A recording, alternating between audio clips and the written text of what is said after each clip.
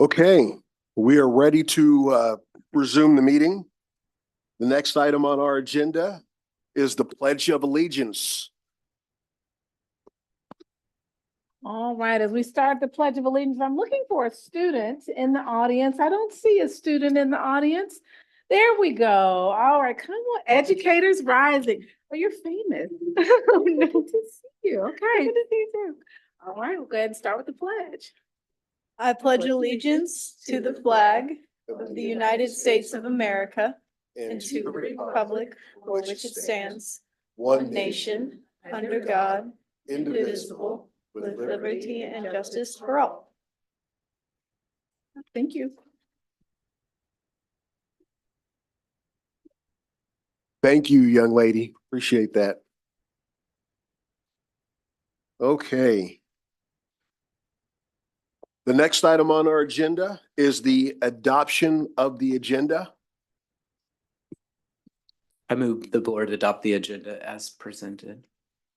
Thank you, Dr. Schumacher. Do we have a second for that motion? Mrs. Stewart Campbell seconds. Any further discussion? Okay. Thank you.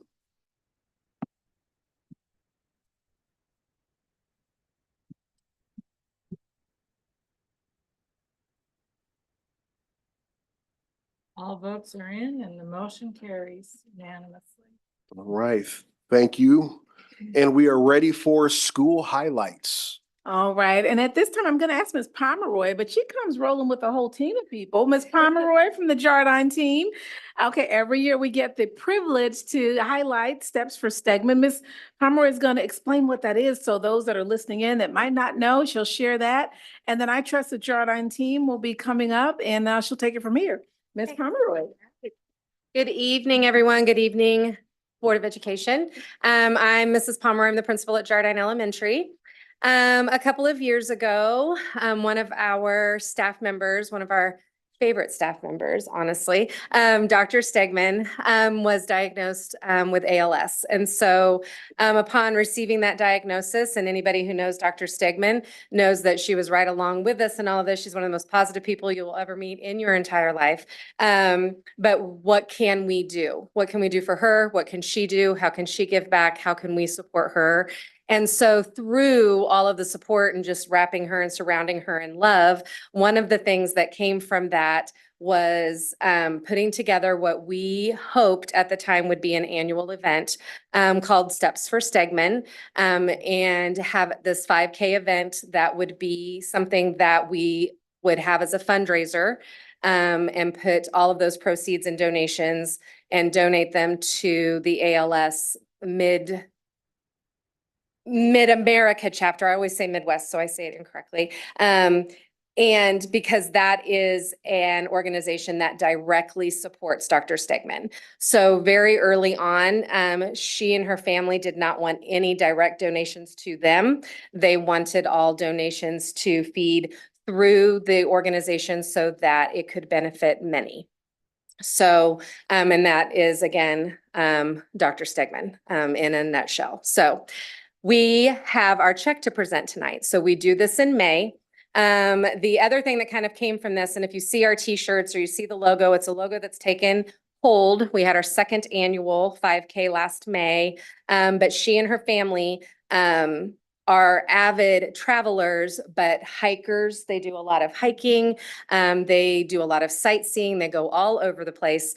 And so the logo for that event is actually the bottom of her favorite shoe, her favorite hiking shoe. And so our art teacher at Jardine Elementary created that logo for her, and we use that from year to year. But we have our third annual Steps for Stegman being planned right now. The event gets bigger every year.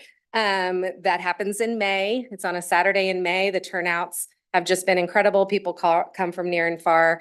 And so we're gearing up for that right now. So tonight, we actually have representatives from the ALS chapter. We have Dr. Stegman and her husband, Steve, and a couple of Jardine Elementary staff, my administrative team and Mr. May, and we're all here to support her. But tonight we'd like to present the check from our second annual from last May. And So- before we present this check, are there questions that board members have for Ms. Pomeroy or others on behalf of Dr. Stegman?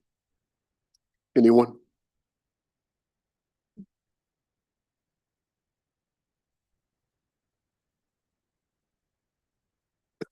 Mrs. Bowley? So you said that you've already started planning for this year. Have you Yes. added to it this year? And what, We have a full committee Community. going. We started with like a food truck or two and some face painting and like a bounce house. And I believe that the event is even bigger. I mean, I think that there's more things being planned. And so it'll still be the 5K, but making sure we did add a kids run last year, a 1 mile fun run for kids. And so we will be doing that again because we wanted our community of students to participate as well to support her. So we do just keep adding different components every year. So to make it a big event. And the person that works the hardest on all of it is Dr. Stegman. She puts in more hours to plan this event than anyone. So well, thank you for doing that and bringing this knowledge of the disease and raising money and being able to show love to Dr. Stegman as well. Thanks. Mrs. Stewart Campbell? I think it's so wonderful you're doing all this. My question is for Dr. Stegman. How you said that she's one of the most positive people. So my question is how you stay so positive. I don't feel like anything right. Would you rather your husband? Yeah, do, she- for you? I don't feel like I have a cut. You all are so connected. she doesn't feel like she has a choice, Yeah. was what she said. You don't have a choice but to be positive. have a She choice is a but to be positive. Sure, what's the representation of alternative? love and hope. And all of these are ambassadors of hope, loving on her and the district. So with that, any other final comment? Mr. Munoz, were you about to say something? It did look like he was about to say something. No, just that, I mean, I'm curious of ways that, feel free to invite us, send us a reminder. These Yes. sort of events, we love to attend but sometimes, we'll have so many things on our plate. So just send us a reminder, when these events come up, next time on that Saturday. And if we can make it, I'm Yes. sure we'll do So our we- best. And if you Weekend can't- after all the high school graduations. And I know Dr. Anderson, I think, Ms. Foley, didn't you attend? I feel like I saw you last year. Did you attend Steps for Stegman last year?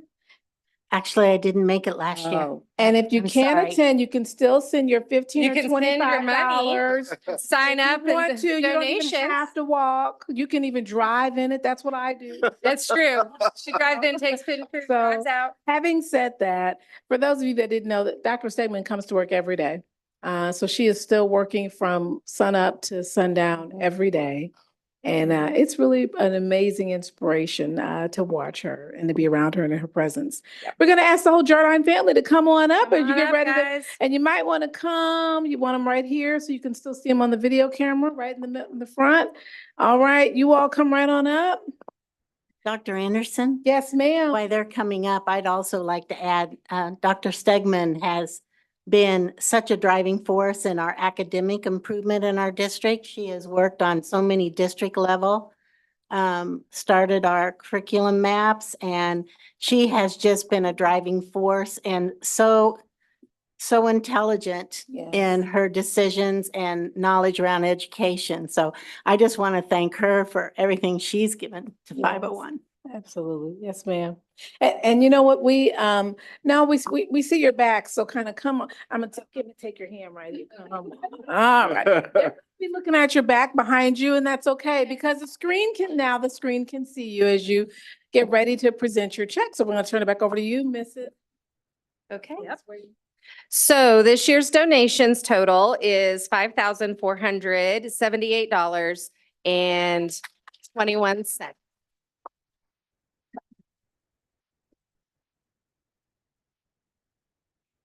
Now, got the picture? And you want them to kind of come in the middle? I'm gonna move your body. Okay? When you come back on your husband, sweetie. Oh, there you go. Everyone.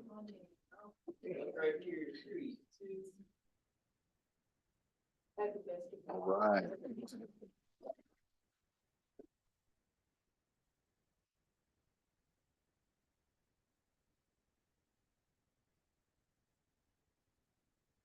All right, with our ambassadors of hope starting us off, we're going to continue on and highlight a number of great things that are happening this evening. If you stay around for just a moment, we also will be able to take a photo with the board for those that are still here in the room. We know some may need to move on to their other activities tonight.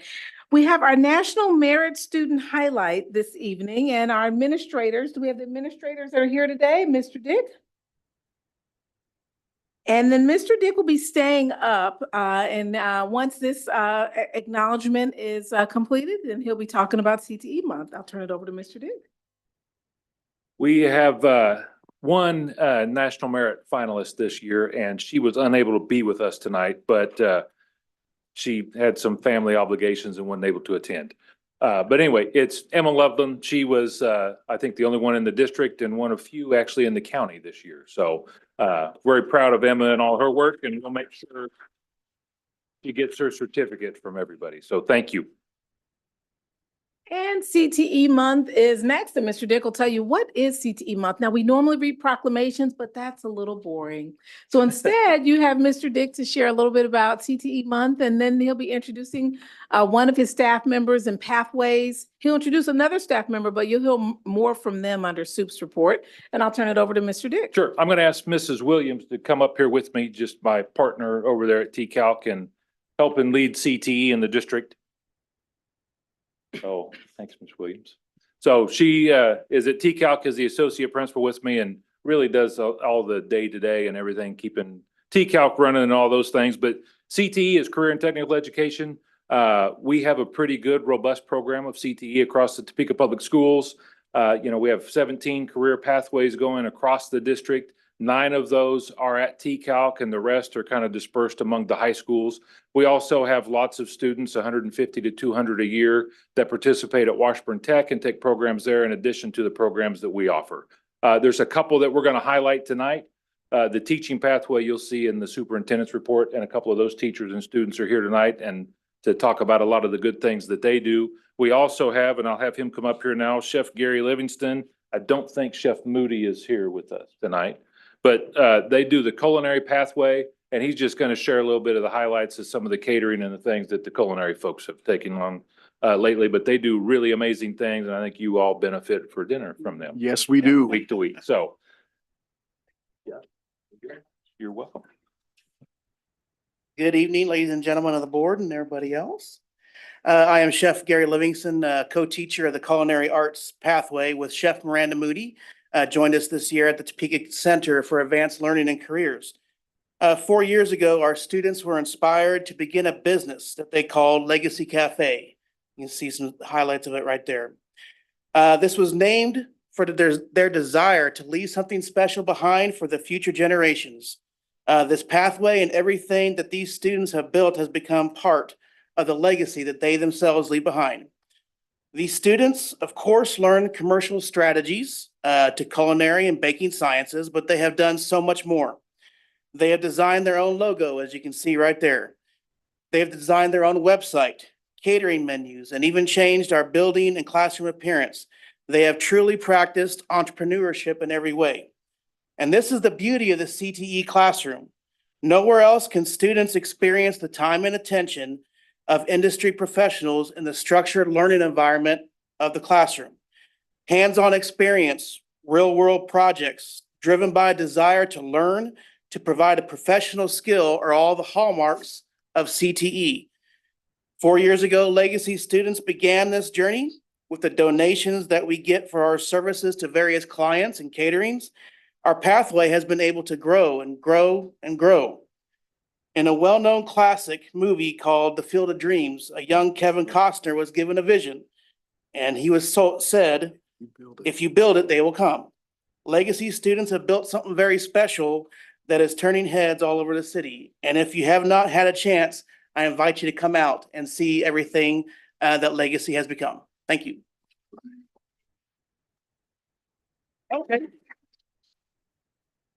Was there a question? There might be some questions. I've got a comment. Uh, Yes, thank you. thank you so much for what you do for our students. And I really have to say, I think there's been several times that you've come out with students during, the board meeting days, and the students will bring something that they prepared for the board to eat. It is definitely appreciated. Keep it coming. It's good stuff. And if we can help be their guinea pigs and try out the stuff that they together, I think we all are blessed for that experience. So thank you. Please do thank your students, and we appreciate everything that you guys do. Thank you. Any other questions, comments from my fellow board members? Dr. Bonebrake?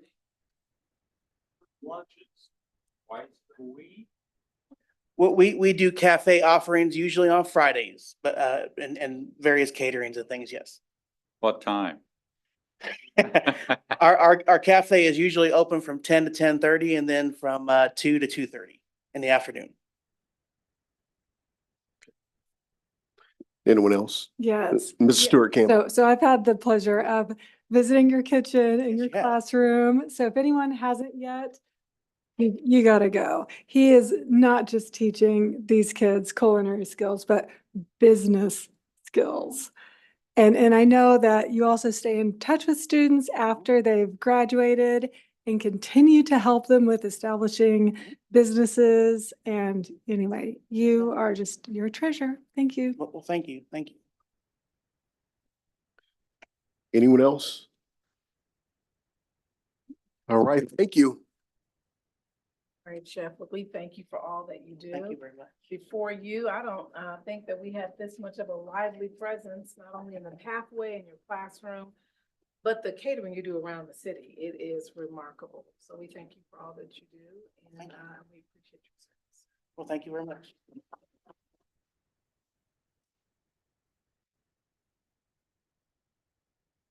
And under Soup's report, you will be hearing from both Ms. Dixon and Ms. Kimsey and their students and the pathway. They just came back from DC not too long ago.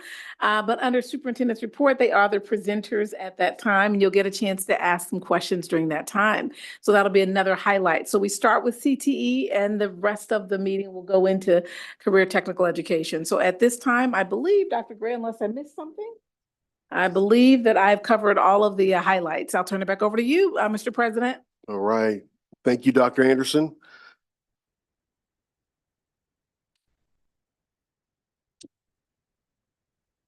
Pictures. Dr. Anderson, are we doing pictures? We are doing pictures, and I was just seeing if you're paying attention. Dr. Schumacher was. Yeah, we're going to take a 2-minute break if that's okay, or a 3-minute break for photos. My apologies. Up and Yeah, that's right. you are leaving.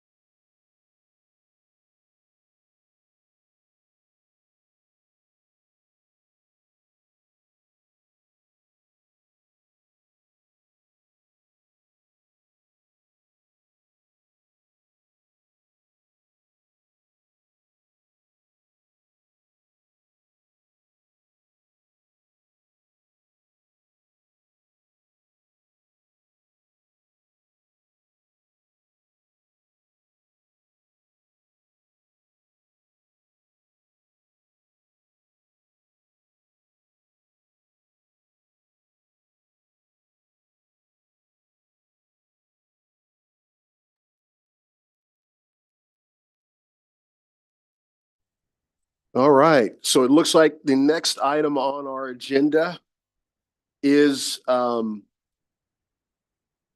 any comments from the public? Ms. Lissard, no one signed up for this meeting. All right, so we'll skip that item and move on to the disposition of business by consent. At this point, I would entertain a motion for the business by consent. I move the board approve the items of business by consent as presented and authorize the board president or superintendent to sign the special project and purchasing contracts for and on behalf of the board. Okay. Do we have a second? Mrs. Boley seconds. Any further comments or discussion on the motion?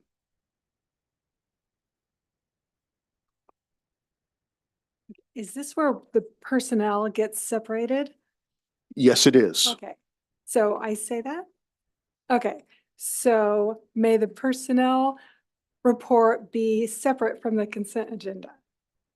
Okay, Okay, so you are wanting to remove personnel from the rest of the consent agenda. yes, Okay, yes.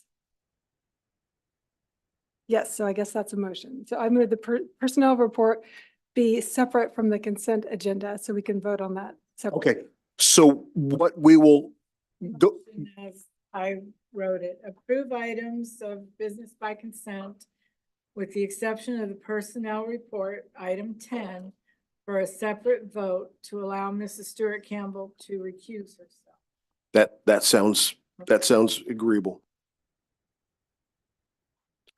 Okay, so there's a motion and a second. So we'll need to move for a vote. Okay, and so Dr. Schumacher made the motion, seconded. Mrs. Boley seconded. And the vote is open.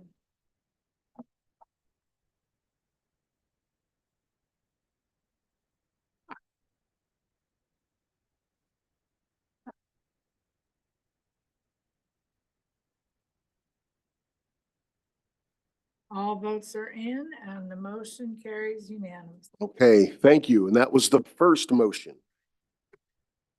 Or the first vote. Do we need a second motion for the second one? Okay, Motion to approve item number 10. okay. So we do need a motion to approve item number 10. I'll make that motion. Okay. Thank you, Dr. Schumacher. Do we have a second? Dr. Bonebreak seconds. Any further discussion on this motion? Okay.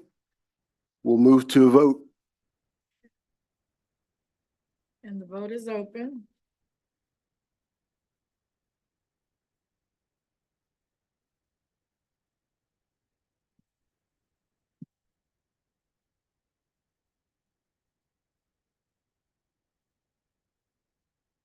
And all votes are in. Thank you very much. Okay. Motion Thanks, carries. everybody. Thank you. All right.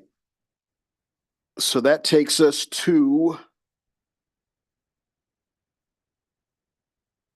superintendent's report all the way down. Thank you. Before I start the superintendent's report, you just approved a number of incredible administrators on your consent agenda. And I'm just going to go down the list because many are here and that way the camera can zoom in and introduce to the public who some of our new members are. Starting with Chief Bill Cochran. I bet you thought he had retired at some point. Let's see if he is still in the room. There, and you look slender. Look at you. You look so good. All right. So Chief Cochran, he was the former police chief for the city. He has now joined us. Chief Cochran, can you come up front so folks can see you because you're way back there, sir. If you'd like to stand at the microphone, although they probably won't ask you a question, sir. But just to acknowledge, Chief Cochran will now be overseeing our security department and our transportation. He gets the privilege and joy of overseeing buses and security. Mr. Robbins, do you want to add anything to that? Thank you, Dr. Anderson. Just that Chief Cochran is a welcome addition to the Pekin Public Schools. We're certainly happy to have him and all of his years of experience join us and not only have the opportunity to once again take part within law enforcement, but to have the fun, okay, that he will experience on a daily basis, okay, handling transportation and some of the issues that occur within that operation. So welcome aboard, Chief.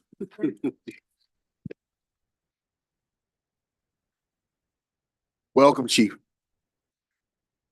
All right, and with that, our next several administrators, we have our principal who was serving as interim and unanimously selected by staff to be principal of Eisenhower, who was at Eisenhower previously, and she is beloved in the community 6 months later. So welcome, Miss Diane Denmark and family. We're so proud of you. Also, as a new administrator, Todd Haig, who's been over a decade at Jardine Middle School. And with that, this will be his first year next year, and he's starting to transition under the good guidance of Mr. Hare. Mr. Haig will be the principal of Jardine Middle School for 2024-2025. Congratulations.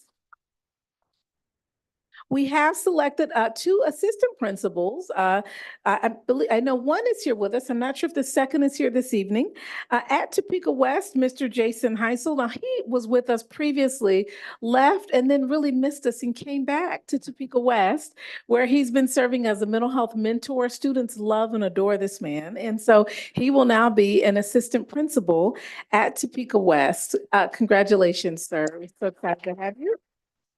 Our other assistant principal, you met her last week when they were talking about the mural, Brianna Hauser. She's been serving as interim under Ms. Strom, and she is continuing on and has been selected as the permanent assistant principal. Lastly, we are so excited to have joining our central office team, Miss Jessica Williams, who is the new director of human resources. Can you see her all the way back there? Oh, you might have to come all the way up so the public can see who to call for human resources. Okay. Mrs. Jessica Williams, she's been in the district for over a decade and in administration at both Highland Park and now Highland Park High and now at TCalc. And we are thrilled that she will be moving into the Director of Human Resource position and being trained at this time with and alongside Mrs. Johnson. And we're excited about this next transition. Congratulations. Thank you so much. I believe I have covered everyone, and I'll turn it back on over to you, Mr. President. All right, thank you.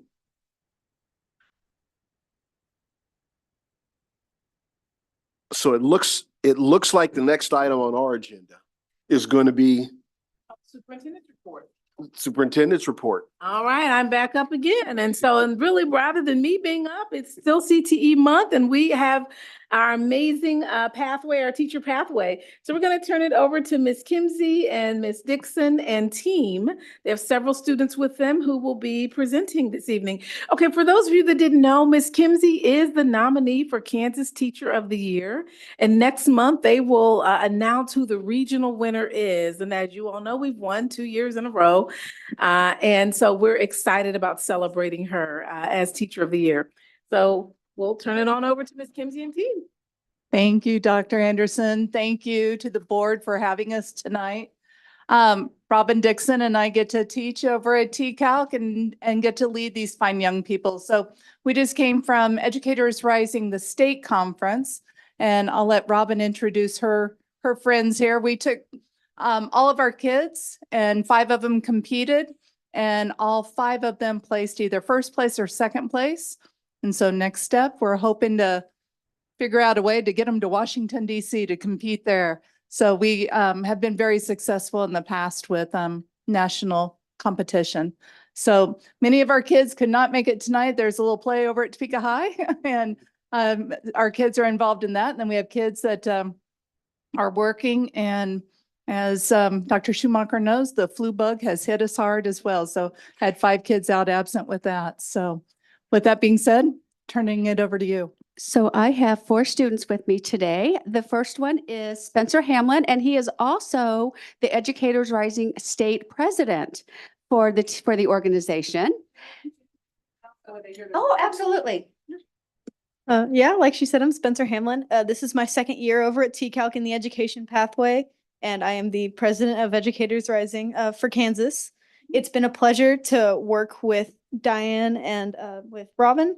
It's been an amazing experience. I am just starting my second internship over at Lowman Hill Elementary, and boy, that has been fun.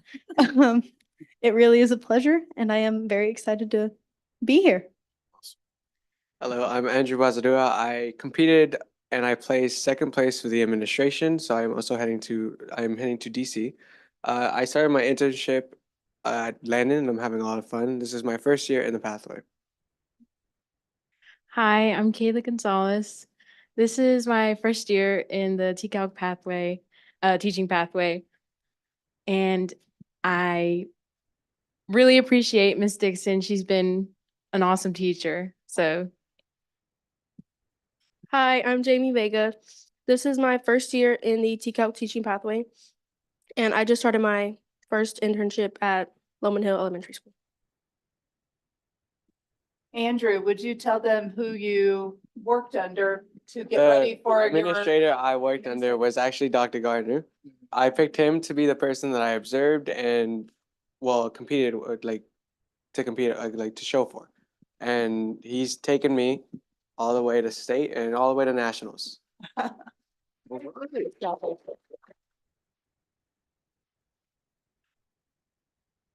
Do you have any questions for these amazing future teachers? Mr. Munoz.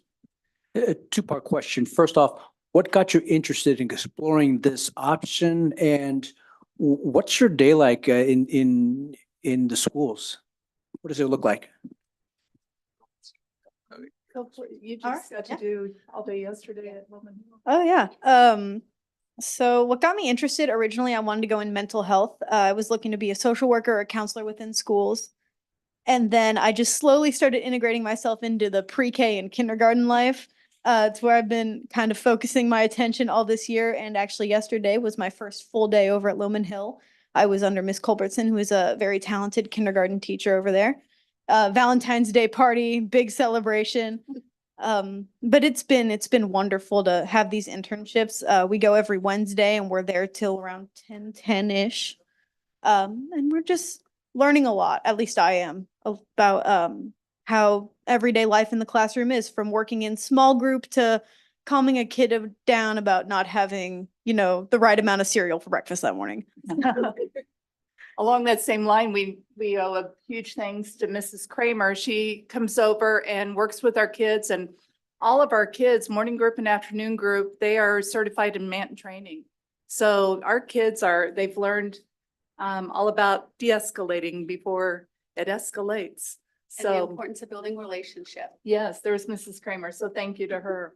Andrew, do you want to talk about, Andrew, you go to middle school? Oh, yeah, I go to Landon every Wednesday from the same time. It's really fun. It's interesting. The reason I wanted to, I'm exploring this option is I find a little bit of passion in numbers and teaching them. So I figured, why not become a math teacher? And then eventually I hope to go on to be a head principal. That's what I'm going to college for. And then, yeah, so I'm excited. I'm having fun at Landon. I get to learn different ways of teaching math and also different perspectives of understanding math. So it's not even like I'm teaching it, but I'm understanding ways of doing it. All right. I'm hoping to be an elementary school teacher. I wasn't very sure about teaching in general, but Miss Dixon and the opportunities TCalc has given us has definitely changed my mind. It's something that I do enjoy, and I do like the 5th grade class that I'm working with at Lowman Hill. Lowman Hill? Right. Yeah, Lowman Hill. It's very nice. Yeah. I decided to get into teaching because of my mom. She's an elementary school teacher, and I just liked seeing the relationships that she had with her students and the impact that she had on their lives. So Another Jardine teacher, her mom is. My class is doing afternoons at Quincy Elementary, and we're working with a kindergarten class and teaching math. And so they're really excited about that. And then we're also over at McCarter on Tuesday afternoons, and they're in a variety of classrooms. So we're trying to get the kids out there and get them, you know, a really fair shake of what does this look like? And I think they're having a good experience. I really do. So Wonderful. our next step is hopefully taking them to nationals, which is Washington, DC. I got to go with Dr. Anderson and there's Mr. Dustin Dick back there in a group to Washington, DC in November. And we talked about ways that we can bring Washington, DC back and into the classroom and get more kids experience or exposed to, you know, the rest of the world. So anyway, we've had a wonderful experience getting the kids to nationals. And we hope to continue. We've got a really good crop of kids.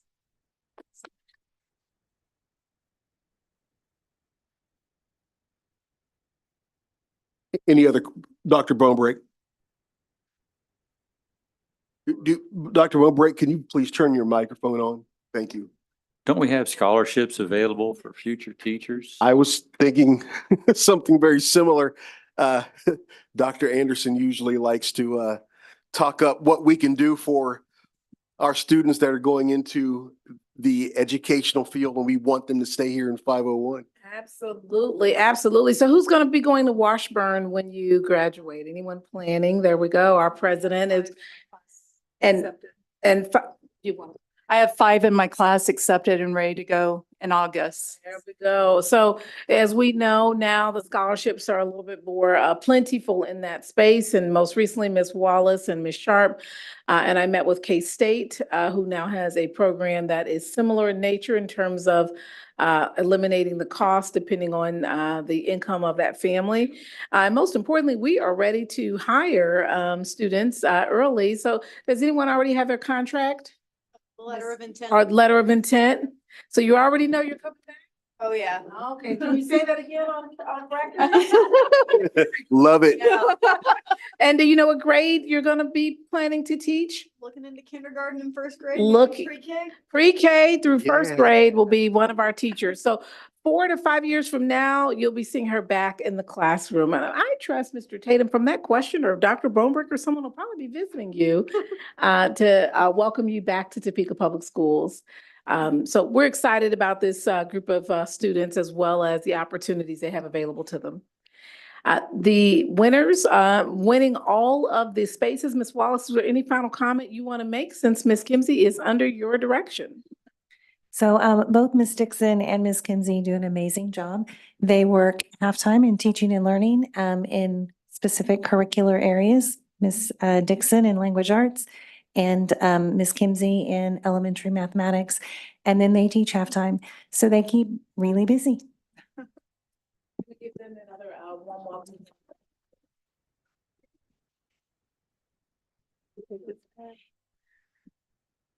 All right, with them winning so many spots, which is unusual to have all 5 winners, we wanted to make sure as quickly as possible to bring these young people back so you can see who won. And then as they prepare for their next step, to have the energy behind them and the support of the board. So thank you.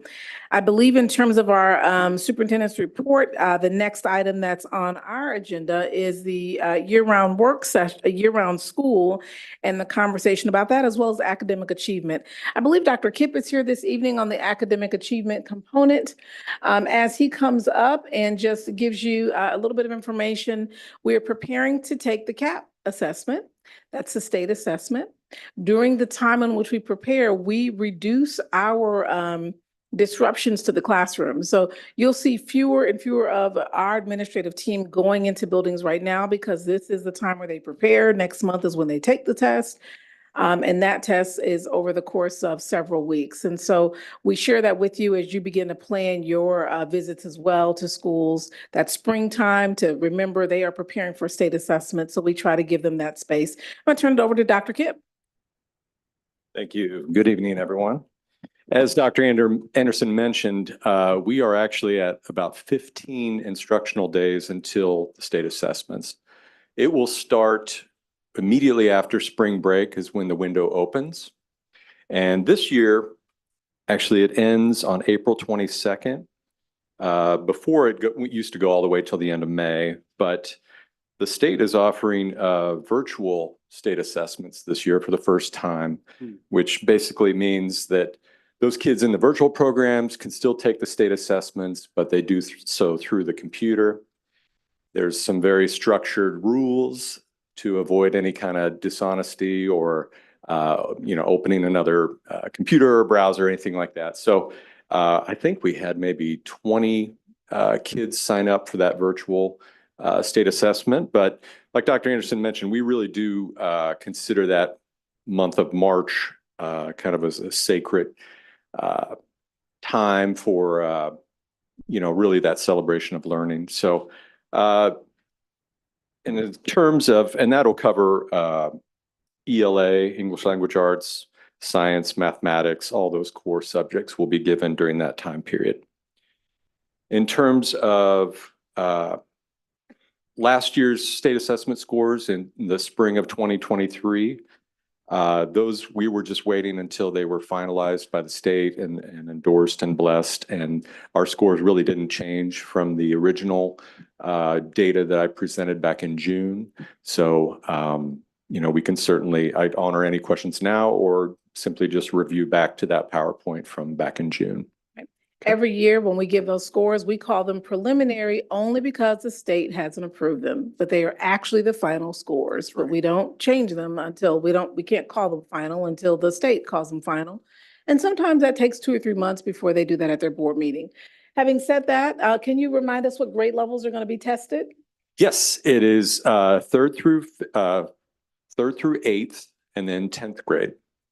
So for these little third graders, that'll be their first time doing the state assessments. And I know the schools are getting those kids prepped and ready for that kind of high stakes testing. So it's a lot of pressure for that first time around. But yep, 3rd through 8th and 10th grade.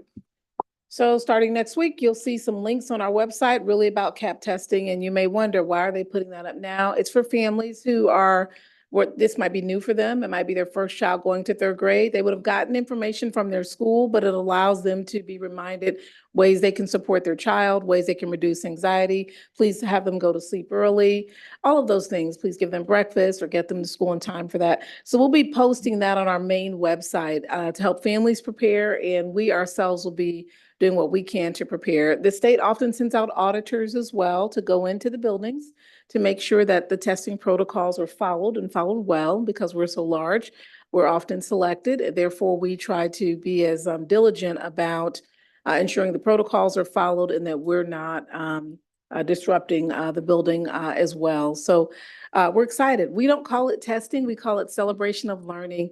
I introduced that term some years ago and they embraced it. So our celebration of learning time, which is the end of the year, is upon us in just 13 days.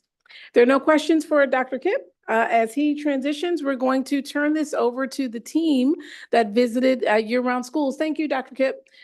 So joining us, Dr. Gardner is coming to the podium, and Ms. Wallace and Ms. Sharp will be sharing a little bit as well. And Dr. Bonebreak, who really has been the leader in talking about year-round school.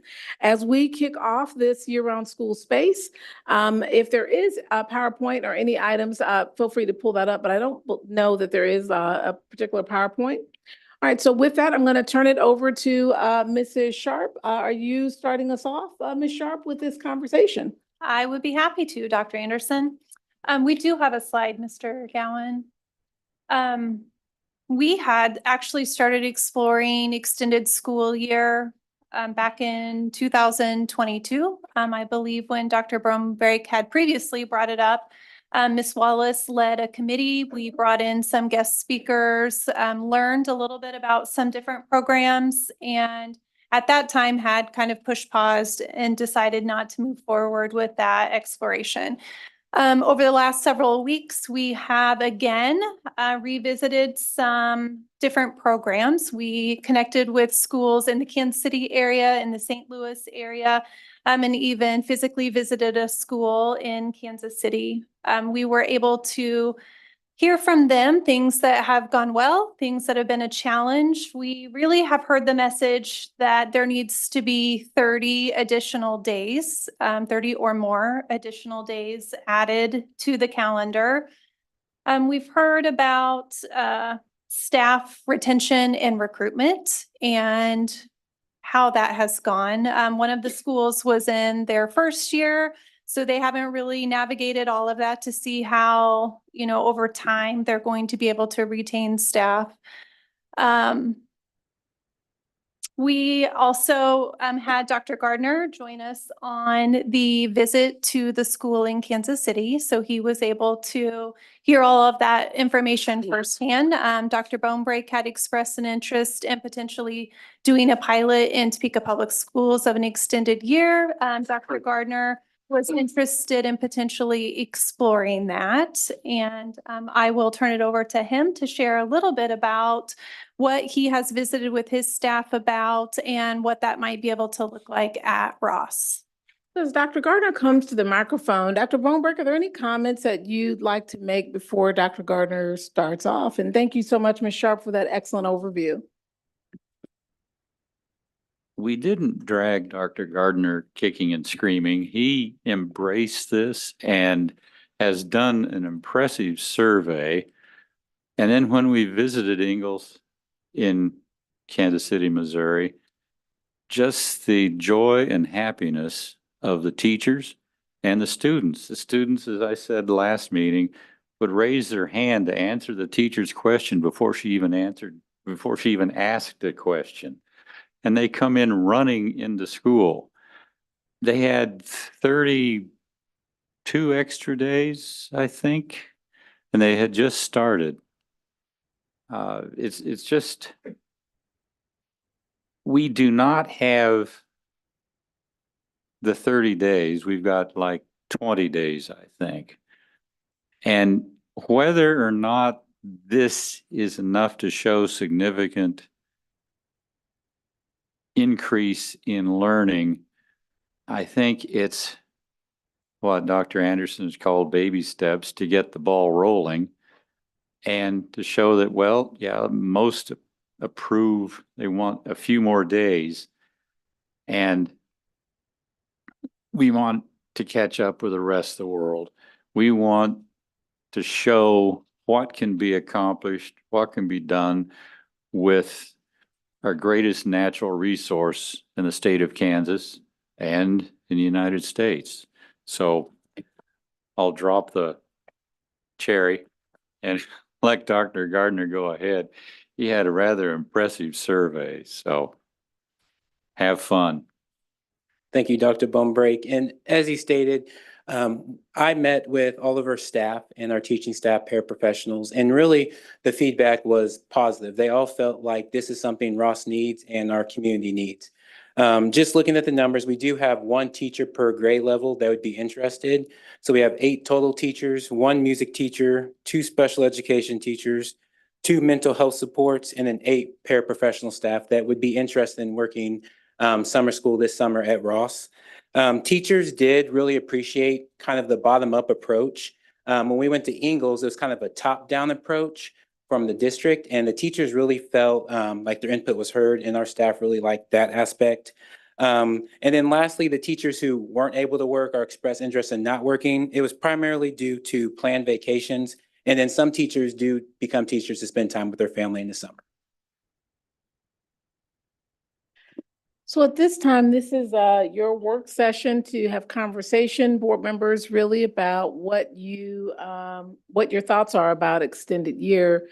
I believe right now this baby step is really similar to an extended year that we have in the summer program, but it's having it at Ross for that half-day time period as an initial step for the grade levels that shared that they would like to work as an option, not as a requirement.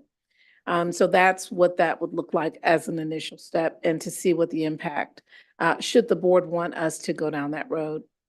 The mic drop or the cherry drop, that's thanks to the counseling department. I believe the elementary counselor, lead counselor, who's Kansas Counselor of the Year, is that who sent the mic drops? all of you have a mic, which is a candy with a little microphone on it. So we do want to thank her for sending us that. I'll turn it over to the board to have conversation about extended year, your thoughts, and if you'd like for us to proceed.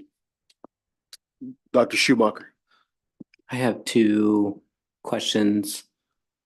For the Ross, the pilot, it would be just for Ross students, because I know our other offerings tend to be a centralized location, but this would be specifically for students and staff in your building, Dr. Gardner, to continue through. Yes, that's correct. And then, so secondly, when we look at the funding of extending the school year, like what that looks like, maybe both with this pilot program as far as summer school, but then also how it's achieved in Missouri at these schools, being able to pay teachers their wage. It's a different funding year-round. source in Missouri, so we can't quite do what Missouri does, but Ms. Walls can share how, at least during the pilot, how that would look. Correct. So it really is not significantly different than what we're doing with our extended day. So this is something we can use our ESSER dollars for. And we have to spend a certain percentage on learning loss, and this would qualify as part of those dollars.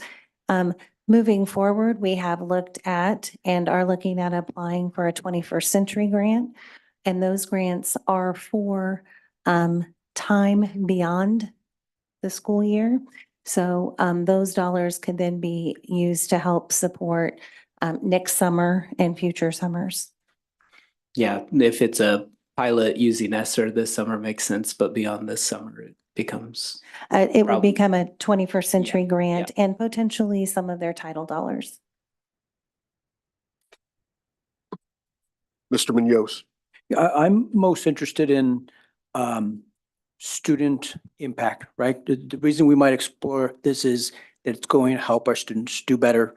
And so I didn't hear anything about that. I wonder if somebody, as you learned about it, what was the impact of more days on students and their learning, which is what's most important? Ms. Wallace, Dr. Gardner, or Ms. Sharp, would you like to address what you learned on student impact? Ms. Sharp, you want to start?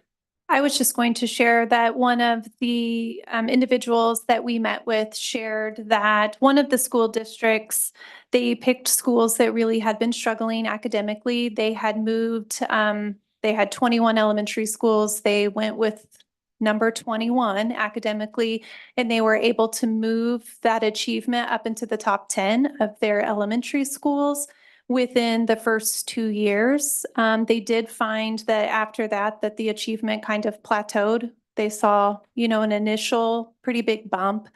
And then over time, didn't continue to see that same level of movement. But that improvement was at least maintained after the second year, right? Yes. Okay, all right. In fact, maintained for 10 years. They are stopping the extended year as of this upcoming year because of teacher burnout. They can't keep teachers and principals. And the plateau has maintained for 10 years. So they are concluding as of this year. Mrs. Bowley. Thank you, Mr. President. So you were talking about your extended year. In our summer program, it's enrichment. Will yours be academic instead of enrichment and a continuation of the grade level materials that they are already involved in? Yes, Ms. Bowley, it would really look at where students are in their current grade, and so if they were in kindergarten this year, they'd be going to first grade for summer school. And what's unique about the Ross Summer School, really, once we get the board approval for it, we will ask our teachers for their input, which will help kind of solidify some of those aspects you've asked. But really looking at those gaps where our students are right now and use this time, especially in math and ELA, to make those up. So the pilot program itself is designed to last for how long? What's the duration of the pilot? Is it a year? Yeah, this first year it'd be the normal summer school that 501 traditionally does, but be at Ross, I think starting June 3rd to June 28th. Okay, okay, I'm following you. And then would there be an opportunity to return back and provide feedback to the board on how that has progressed? Yes. Okay, great. Any other questions? You. Mrs. Stewart Campbell? So to follow up with Ms. Bully's question, so when the traditional school year ends, then they would start summer school, extended school year, but be promoted to the next grade. So like you said, kindergarten would go to first. Would they stay with that same teacher for starting in August? Or am I putting the cart before the horse?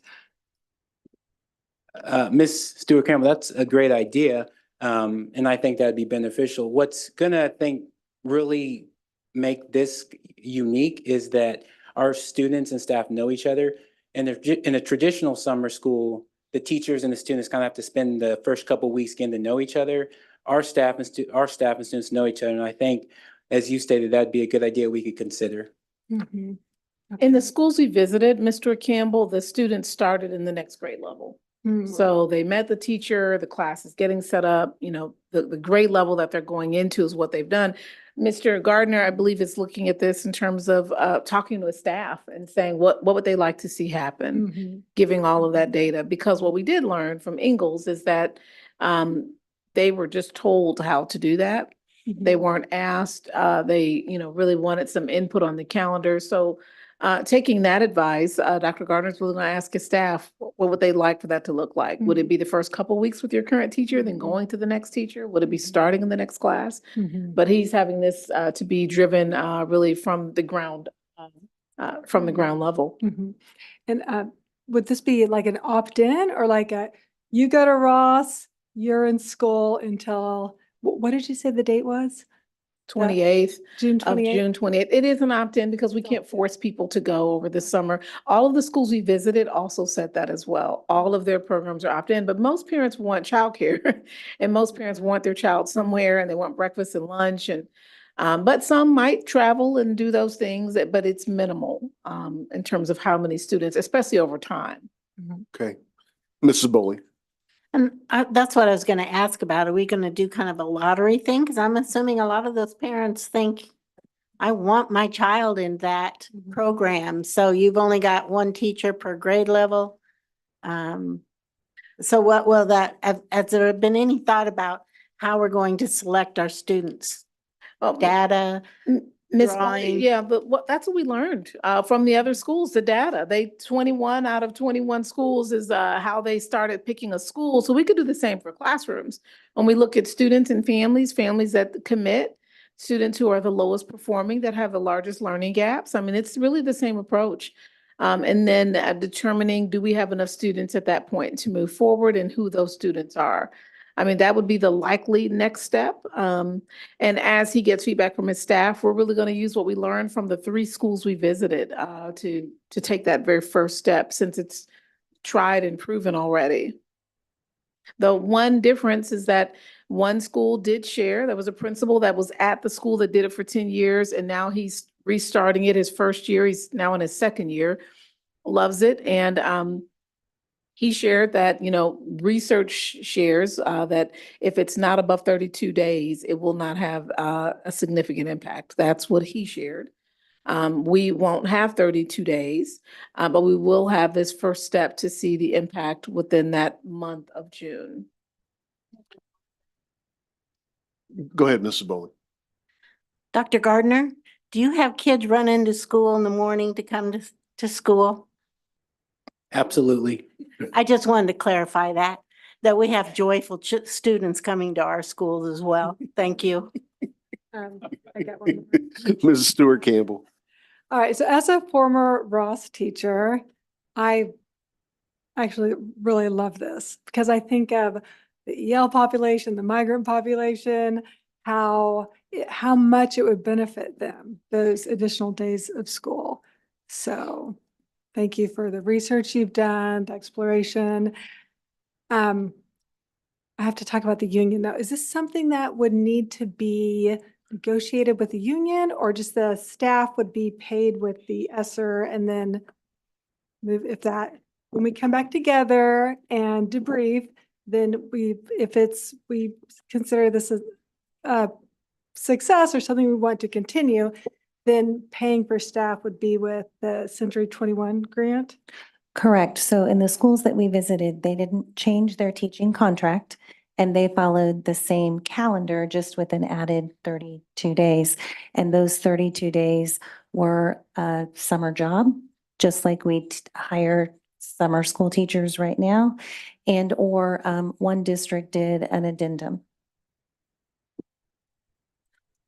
So we are doing, Dr. Anderson, the summer enrichment program again this summer, like we did in the previous summer. So this program, this pilot is kind of value added in the sense that it would give more than one option for families with kids this summer.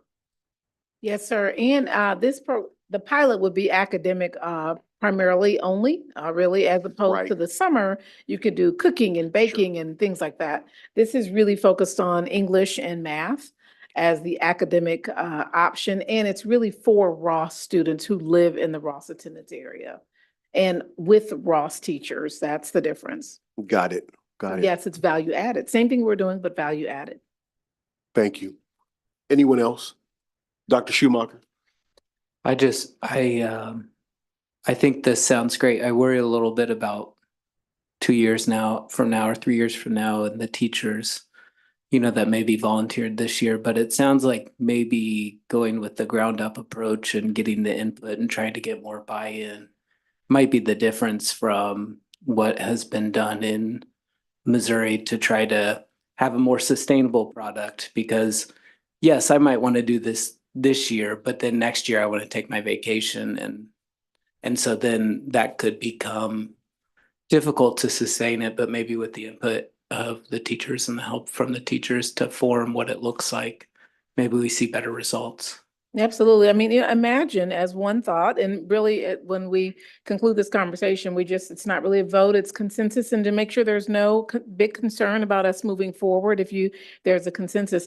So imagine as one thought, if there are two teachers or four in a grade level and one or two say, hey, I'm going to do it this year. And then what if they said, hey, next year you two do it? Or those two will say, hey, I work the summer, I'd love to have it next year. I mean, when you have teachers planning and part of the collaboration, they can determine and shape this in a way for sustainability, because that'll be the question he'll ask. How do we make this sustainable? And they can be the ones to determine, well, what if we each took a turn? If it's four of us and we're taking the lowest performing kids, what if it's always only one or two classrooms to make it sustainable, as opposed to everybody that's here has to do this model? So there's some options there with the approach he's taken. So from a consensus standpoint, Mr. President, I guess if we just make sure there are no concerns from anyone, then we will proceed forward.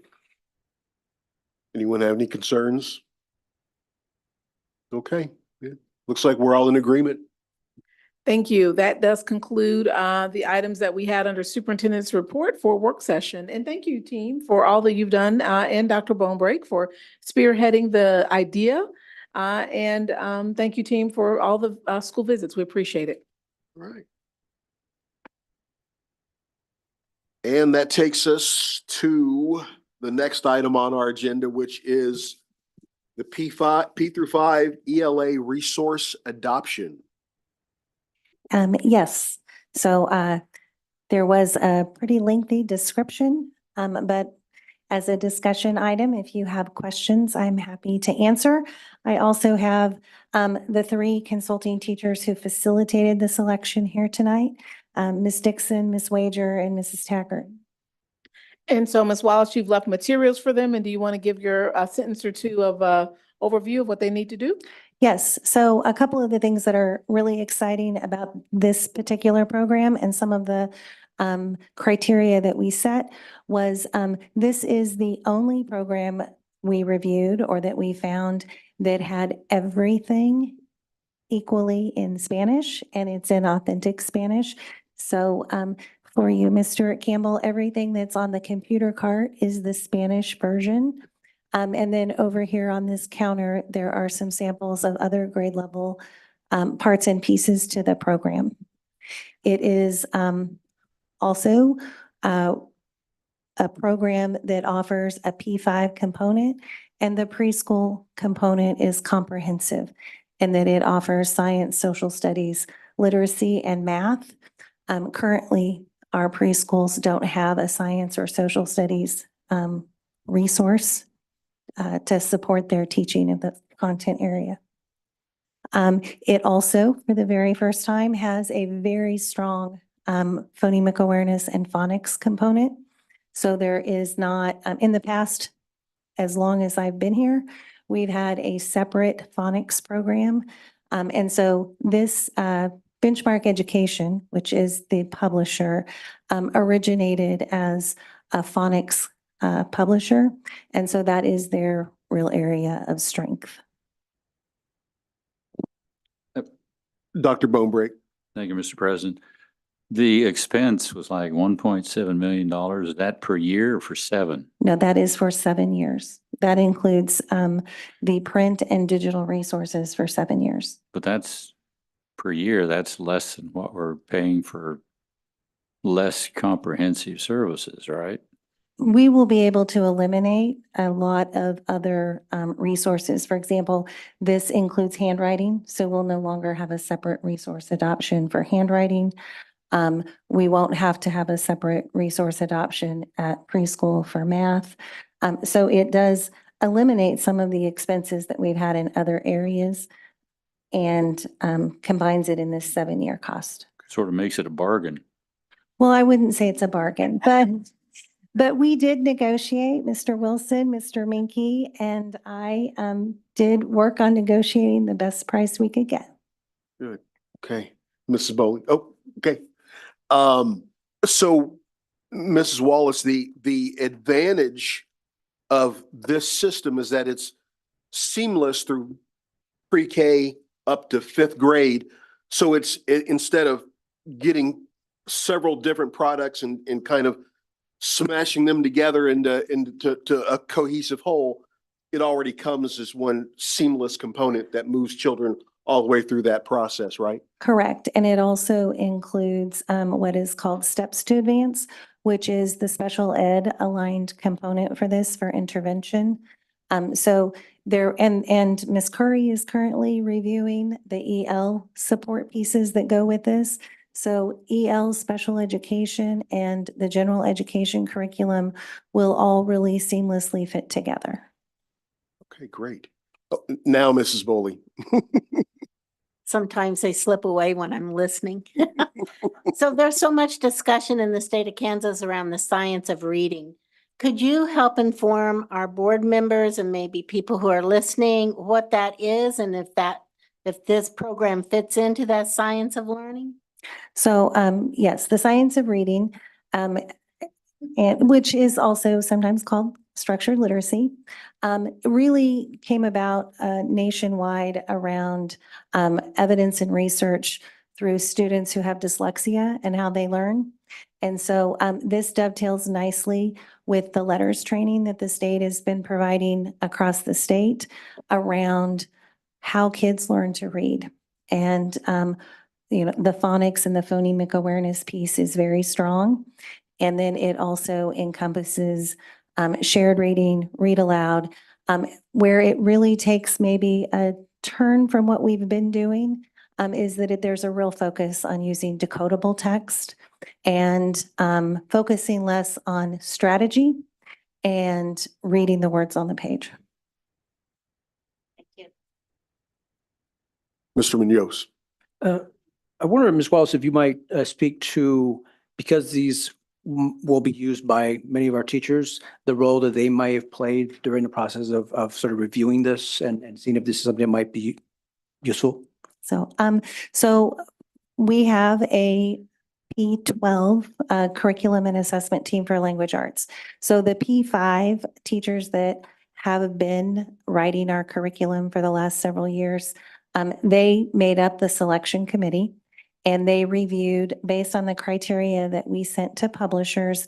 They reviewed the sample resources that were submitted We did require that anything submitted to us for review was aligned to the science of reading, that it needed to be available in authentic Spanish and not just support pieces, but the program in and of itself, so that our dual language school is not trying to mesh two programs together. They needed to be available P through 5 so that we had a transition between preschool and kindergarten. And that resources were aligned to our Kansas standards. And then for the first time, we also asked them to provide upfront a per pupil estimate. So we knew going in kind of what to expect as we looked at resources.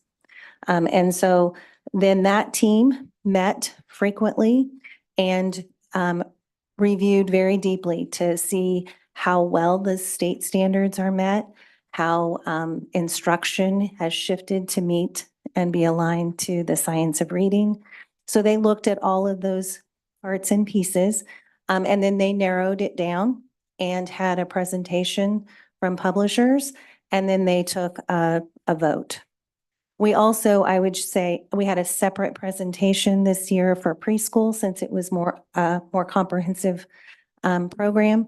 And we invited teachers from outside of the committee, because there are only 3 preschool teachers on the committee, and we really wanted more, not necessarily input, but more knowledge awareness of what we were looking at. And so teachers from Sheldon and other state PKs across the district were invited to participate in that presentation. I'm curious if there's any feedback from the teachers who have been a part of this process that are here with us. They voted unanimously Okay. on that's this saying a lot. product, but I'm sure that any of the 3 teachers who helped facilitate the process would like to share.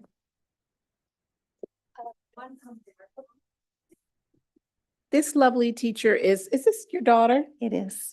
Miss Wallace's daughter. Oh. I know we're such a small town in Topeka. Everyone's related. What really sold me on this program was the fact that it is comprehensive. It also has that special education piece to it. So all of our language and what the students will be seeing from tier 1, tier 2, and tier 3 will look the same, have the same routines, the same structure. We also currently have adopted their tier 2 intervention program in every school. So we already have that.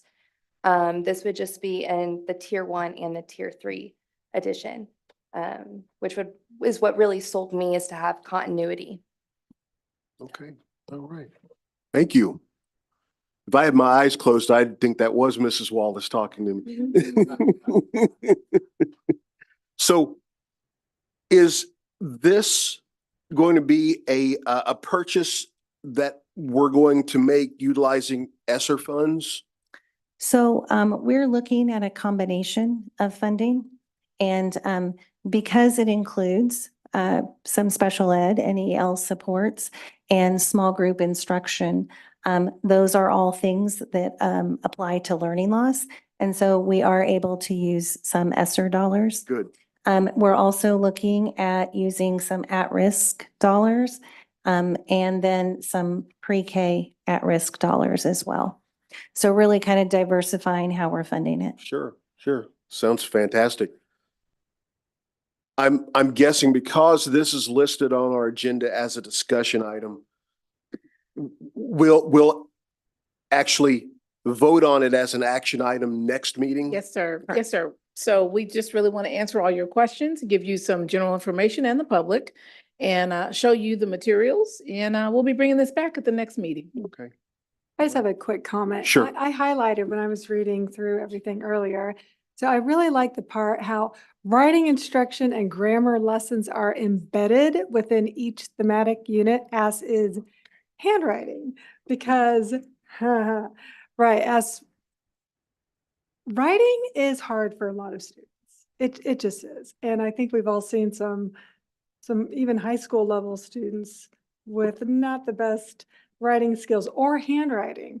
So I was really, really happy to see that not just writing, but handwriting, and also eliminating the need for that separate handwriting adoption. I remember that book, the Zehner Blaser, and Handwriting Without Tears, and how we can redirect that estimated 450,000. That's significant over the next 7 years. So anyway, it looks good to me. I went over and I checked out the Spanish materials. You can feel free to borrow any of those materials if you want to take them and take a look at them. Okay, thank you. All right. Well, if there are no other questions, I think that takes us down to board member comments as we downshift and prepare to call this meeting done. I think I'm gonna start this time. Told you guys I like to change it up. I've got a few shout outs for a pretty busy last week or so. I've been spending quite a bit of time visiting different areas in the district, different departments, different schools. I've got a number yet to go to that are on my agenda, but I wanted to really kind of call out the ones that I spent some time with here recently. First of all, as noted in several different announcements from the district, on February 7th, there was a DCF, Kansas Children's Service League Child Protection and Educator event. And this event was at the Topeka and Shawnee County Public Library. It was attended by probably about 40 people, and we had plenty of 501 representation. I was there representing Kansas Children's Service League, but I was really pleased to see a lot of representation from 501. Miss Susan Mills was there, Miss Shannon Wright, and Mrs. Aubrey Reinberg from the district, some of our social work or counseling staff. And Dr. Anderson was there too, which was a very pleasant surprise. Dr. Anderson joined us for a bit in the morning, but part of this event was designed around how to help ensure that educators have the tools they need when they are faced with a potential abuse or neglect situation. There was a time in which educators were told, don't, if you see something that's potentially, problematic in an abuse and a neglect situation involving a child, don't try to think through it. Don't try to utilize your own discretionary abilities. Just turn it into DCF. The paradigm has shifted, and as a result, DCF is now trying to take the lead with KCSL as a partner to try to do some re-educating to help ensure that we want you to use your own discretion and to use the values of the context that you're in to make some decisions about how to approach a particular situation involving a child that could potentially be in crisis. One of the main things that we're working on to try to create some distinction in has to do with, is this actually a situation in which a child is being abused and mistreated, or is it a situation in which there's some other services that need to come alongside? For example, a child doesn't have enough to eat at home, or their electricity's been turned off and it's the middle of the winter time. Those may not be abuse situations in the way that they're classically understood. Those may require some other supports to come alongside and help that family and those children affected to get back up on their feet. So that was a very good event and really did appreciate everybody there, especially our 501 folks. I had the opportunity the previous day to that on February 6th to visit food services at Jardine Elementary. I went there and was kind of given a tour of food services by Miss Nikki Junkie and Miss Leanne Wilbur and Mr. Chris Wagner. And I had a fantastic experience. They were wonderful. Of course, you know, the kids were wonderful, but the food service professionals were great. The individuals that I was with were all fantastic. They really know their stuff. They care about kids. They are really our food service program is top notch. A lot of the other districts want to be like us in that regard. They want to know how we're doing it so well with balanced nutritions and meals that taste good and that kids want. So we're really doing some great work there, and I definitely want to give them some credit for that. Lastly, just earlier this week on Monday, I had the opportunity to visit our transportation services folks over at Avondale West, and Mr. Robbins took me over there, and we met with Ms. Paula Schwartzman Waters and had a fantastic experience. Just really delving into our bus transportation system and what we're doing well and how that compares to, for example, Kansas Central, who's our contracting agency to provide a lot of the bus services that the district has given over to them to do. But that was just a really very productive, very rewarding experience, and I'm looking forward to continuing the conversation and learning even more about what goes on with our transportation services here in the district. The last thing I want to do is give a shout out to the theater group at Topeka High School, who has already been alluded to this evening. There's a performance going on right now. It's Mean Girls. A lot of us have seen the movie. So at Topeka High, they're actually doing the play as a performance. And my daughter Olivia is in it. So I definitely want to plug it. It is a performance taking place tonight, tomorrow night, and Saturday night. I know my wife and I are planning to go on Saturday, and the performances start at 7:00 p.m. And I think it's either I've seen $8 and I've seen $10 in terms of the 10. Okay, Dr. Schumacher says 10. Thank you. Definitely go see it. Want to encourage everyone to support our theater group at Topeka High School and support Mean Girls. All right, that's all I have, folks. Dr. Bonebreak, let's go with you.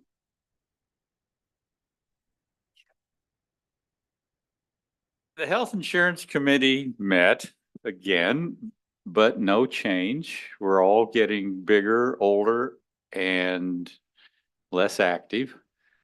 The costs of management of all the employees continues to be more than the premium. We have another school year of the same contract. And fortunately, LR is talking about maybe negotiating a new contract before our old contract is up. I think that's a great idea. The Wellness Committee did not meet. I think it was on Wednesday. I think it was the chocolate hangover from Valentine's Day, but who knows?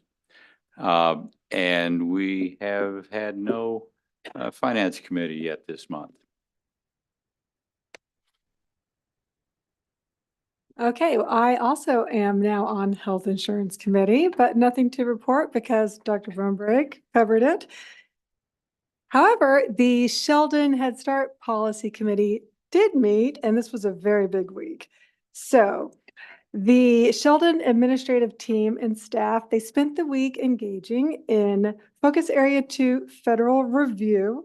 So this was a big deal. You've been hearing me talk about this. They engaged in discussions and data tours surrounding all service areas. A group of parents were invited to share their experience at Sheldon, and it was an incredibly positive experience. The review team met with a few members of the school board. I believe that was Ms. Bully and Dr. Schumacher. Oh, no, Mr. Munoz. Oh, three of you. Okay, so thank you for that. Yes, I wasn't able to attend that. And let's see. So the Policy Council did an excellent job showcasing their roles in supporting our program. And while this has been a very involved process, the Sheldon team enjoyed bragging about our program and looking forward to sharing the review results in a couple of weeks when they're available. Okay, yesterday we met again on Zoom, and this one I was able to attend. And I think this is by design, Ms. Sharp. The Federal Review Committee, they had questions for the council that we didn't know were coming. Perhaps this happened with you three as well when you were there in person. And anyway, I was ready. So they wanted to know very specific information. They wanted to know attendance, community events, credit card expenditures, community outreach. So anyway, not just myself, but all others on the policy council. This one parent in particular also had a lot of, takes excellent notes and was able to report back to the feds. So anyway, so I feel really good about how that went. All right, other than that, tomorrow I'm attending a KASB finance training, Mr. Mankey and Mr. Robbins. Yep, I'm going to learn more about finance. So that's going on tomorrow. And going to Mean Girls tomorrow night. So very excited to go see Mean Girls. Yeah, they've been on the red couch, I think twice or At least once. at least once. Okay. Yeah. So anyway, lots of hype around Mean Girls, and that's all I got. Mrs. Bowley. I wanted to congratulate our new leaders in the district. It's just so exciting. I just can't imagine your excitement and pride in working with your own building and staff and children. So congratulations, and we're excited to approve that. And thank you for being part of Topeka Public Schools. Thank you. I also wanted to report on personnel. We have personnel meeting tonight, and our HR department has been attending a lot of career fairs and attending our colleges and recruiting as best they can. They're doing a really great job filling positions for next year and even for this year for that matter. But they are working really hard, and so we owe them a great deal of thank you. As you probably read, if you have a newspaper still, which most people do not, but you may have heard it someplace else, that the court case for school financing has been ended. And so Mr. Minky is working on that to let the finance committee know what that may look like for us in the district. And so he's getting a better handle on what's happening in that department and helping guide us through that.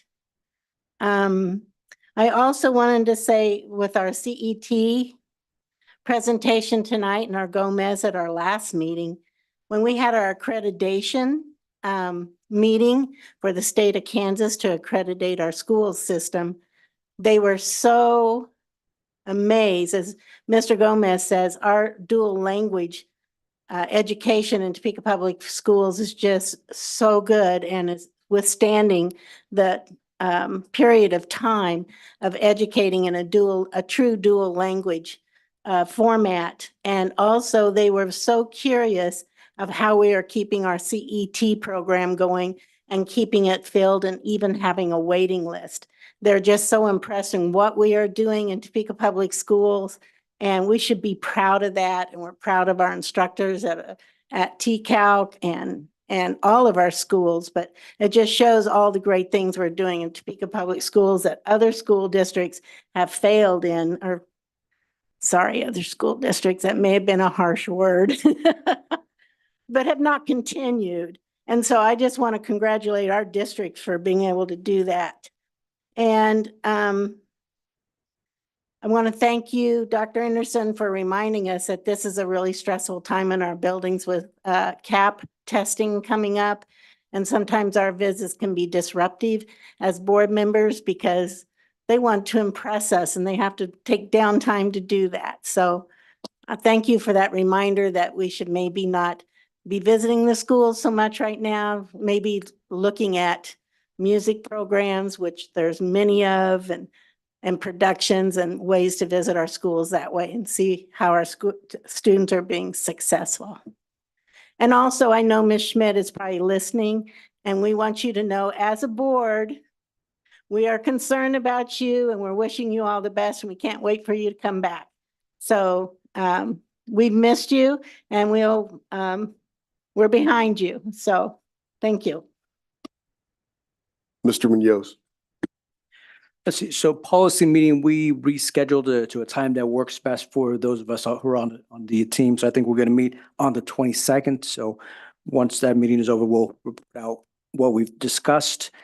Besides that, just a couple of things. I believe today is SRO Appreciation Day. And, in light of, recent happenings, we know that safety of our students is foremost on our minds, our number one priority. And so we just wanted to make sure that our SROs who are in our schools know how much we appreciate the work they do, what they do in order to keep our students, staff, and teachers safe. And so we appreciate them and thank you for what you do. And then secondly, just wanted to plug in at TCALC is going to have a robotics event this weekend, Saturday, 8 a.m. to 2 p.m. So if you have a chance, check out in a follow-up to Ms. Bowley, check out the amazing things that are happening at TCALC and the students who are putting their efforts towards this robotics event. And so other than that, that's all I have for right now. All right. Dr. Schumacher, you got your wish this week. Feels good to be the only thing standing between adjournment now and adjournment. So I also had personnel, and I echo Ms. Bowley's comments, and I'm excited to welcome Mrs. Williams and what she's doing. I hope that as Ms. Johnson was able to take the reins from Dr. New and really hit the ground running and has done a lot of good things, I hope that Mrs. Williams can continue that. I was going to touch on the federal Head Start review, so thank you, Ms. Stewart Campbell, for touching on that. I got told I did a good job, so there's that. Yeah, I did. We each patted each other on the back afterwards. Today, I really appreciate what we're doing around Dr. Stegman. I don't know if I realized it, but somebody very important to me would have turned 100 years old today, and he passed away 26 years ago from ALS. And so this is something that has touched our lives in a meaningful way, and truly the funds that go to ALS research, but also support of families and people that are going through ALS have been life-changing from 26 years ago to now. So I really appreciate that. I want to congratulate Dr. Bonebreak and his persistence for our pilot program at Ross. And then I also have somebody important to me helping with the production of Mean Girls. So If you want to see two local celebrities on Saturday night, I will be there. But also I'd like to plug, Topeka West is putting on the production of Chicago. Their musical is 2 weeks from now. So the 29th through the 3rd of March, they'll be doing that. And I look forward to going to that as well. And that's all I have. All right. So at this time, I am looking for a motion to adjourn. I move the meeting adjourned. Do we have a second for that motion? All right. Mrs. Stewart Campbell seconds. All right. All in favor, raise your right hand. All right. We are adjourned. Thanks, everyone.